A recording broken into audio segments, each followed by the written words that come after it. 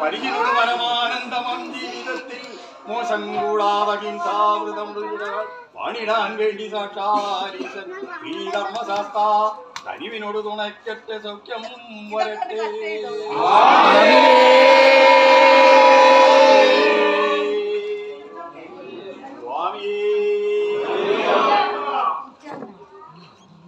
സജിതയുടെ